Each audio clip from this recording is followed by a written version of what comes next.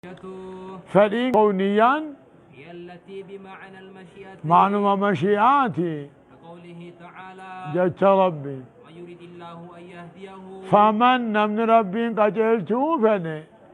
يشرح صدره للإسلام قوم سا إسلام نافي بنا ومن يريد أن يضله نما جلسوا فنمو جعل صدره ضيقا حرجا قوم ساني قد ركو قد شكي قد لا والشرعية شريا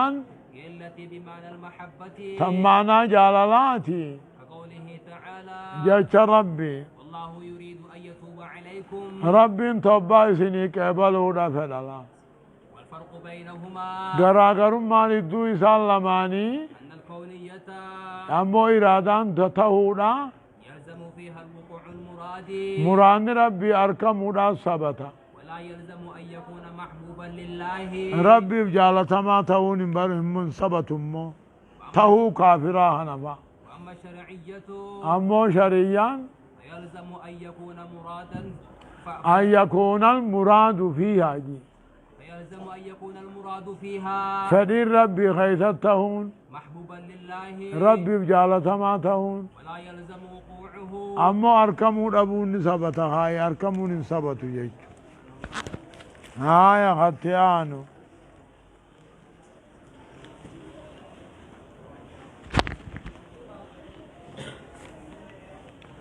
امو جي بسم الله الرحمن الرحيم ايش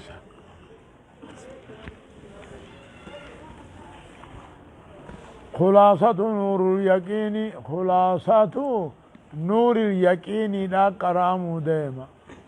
في سيرة سيد المرسلين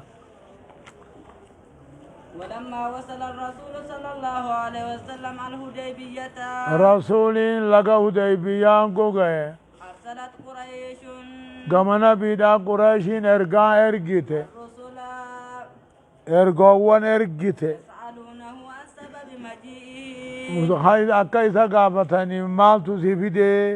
لگا مکا خنا مالب دفتے فأرسل إليهم الرسول فارسل الیہم الرسول جی وہ محمدی درگا تیرگے عثمان عثمان تیرگے ليعلمهم اکا ایسا بیسیسو مقصده حامل ایسا وبشر المستضعفين اما لے ورلا بات ہے گمچی سے بقرب الفتح ملکین دہین یا ملکیتین وأن الله مظهر دينه دین سا ملی سادا ربین دین ملی سوف دیما ملکین دے اجرتی جے گمچی سے فلما وصل اوگانی فی گئے عثمانین حبسته قريش قریشین عثمان ہی تھے فشاع عند المسلمين اسلام برا فجے أن عثمان قتل عثمان جیب ہمیں دوئے دوئے جچو فدعا الرسول صلى الله عليه وسلم الناس امتنی آمدو بنبین للبيعة بلا ما فی آمد فبايعوه آدی قد النبی شجرة تادم جلال قاتل موت ادچتا قوتی هناك اچھی خنجرو على ألا يفروا دیسو دبور رتی لولا رابقا چو دبور رتی وتسمى هذه البيعة بيعة الرضوان بیعت الردوانی یا ممتی بلمنی کو یا حدیبیاسن بلم جالتما أسئلة ما سبب غزوة سبب غزوة الحديبية ما لسببان دولا حدیبیا لا عثمانی ہدمی هل حدث بين الفريقين حرب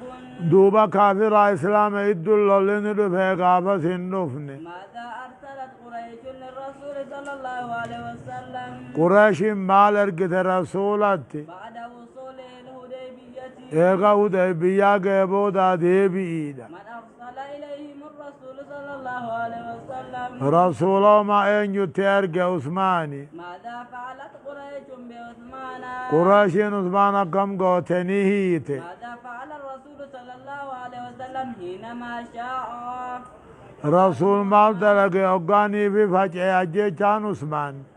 یوگو فچے رسول مال گوڑے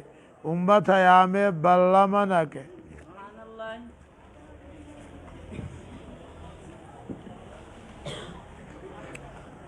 ہائے مال گوتنگا